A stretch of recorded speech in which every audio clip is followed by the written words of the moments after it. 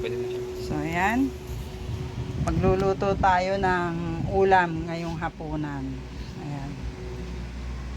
Ayan, pulang kangkong. Stir fry lang yan mga kabarkada. So, ayan ang ating may sibuyas tayo, may sili, kamatis. Yung bawang nga doon sa tapos ayan, ang sahog. Tapos ito, tsaka ayan. Ginisa na natin yung sibuyas.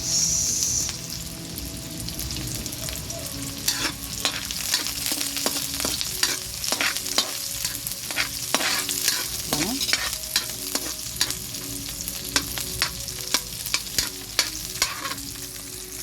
So, ayan. Ayan ang ating bawang. Grated na.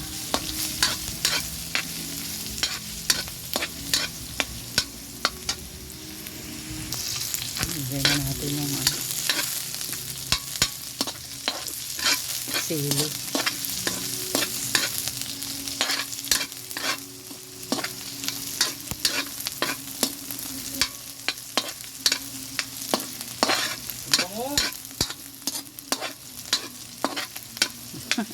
Amoy pa lang nung bawang sibuyas may sumisigaw na. Bango daw. Ang bango, kung una na. Ayan. Tapos yung gray, pampalasa natin.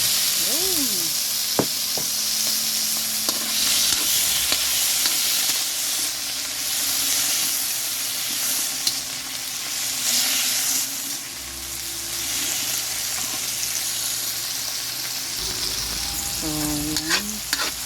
Okay pa.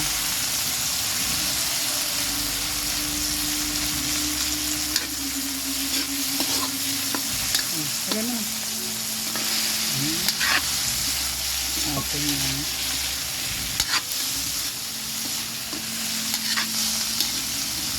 Lagyan mo na.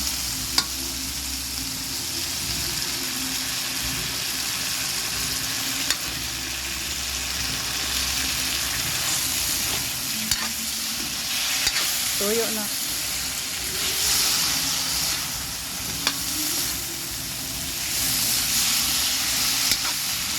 Isa pa. Hindi, isa pa yung ano. Ubus na yun. Namin. Oyster sauce.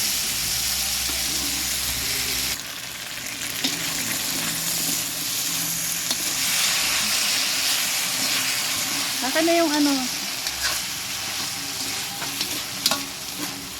Yung tangkay.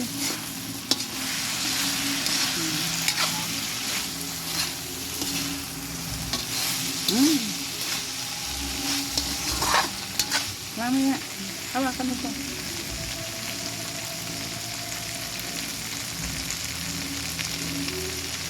Hawakan mo.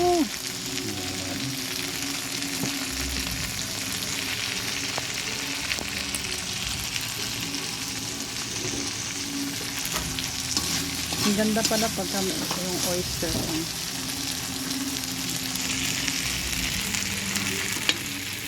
Ayan.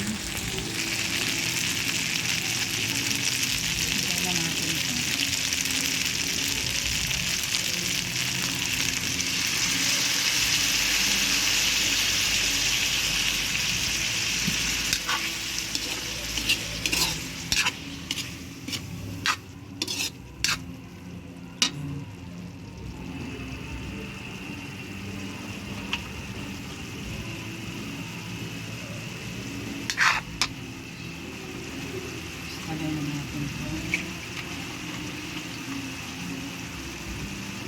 Unahin natin ito kasi matigas to yung dahon kasi madali lang maano. Madali lang yung maluto.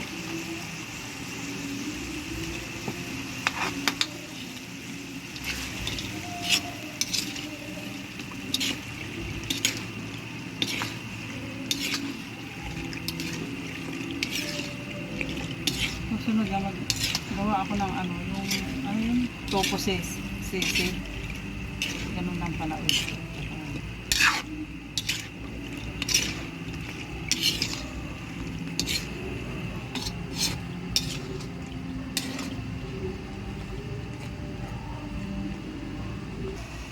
So, Kumakain ayan. naman siya.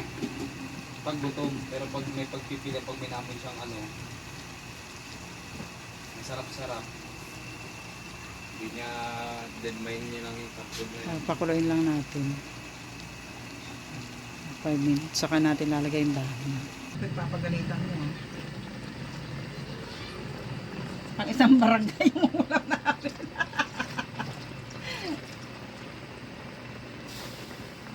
Ang tagal din, ilang taon na din tayo hindi nag-uulam ng kangkong, di ba?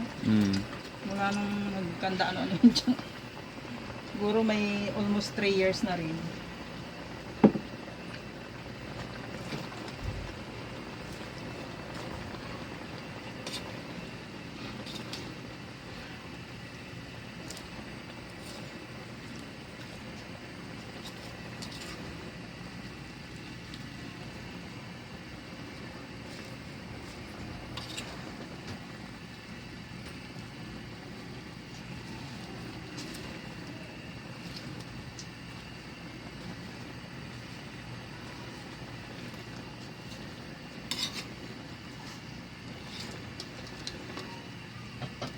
Pag yung ceiling green na may exit talaga ang anghang.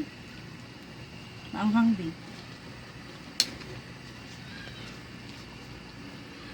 Kayo, tuwan-tuwa kayo pag ganito ka anghang eh.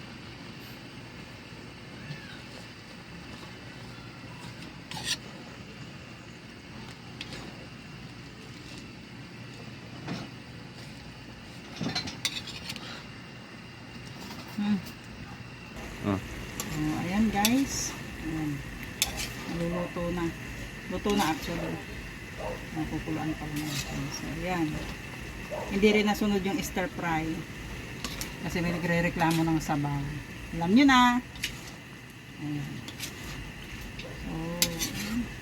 Luto na yan. Maanghang lang.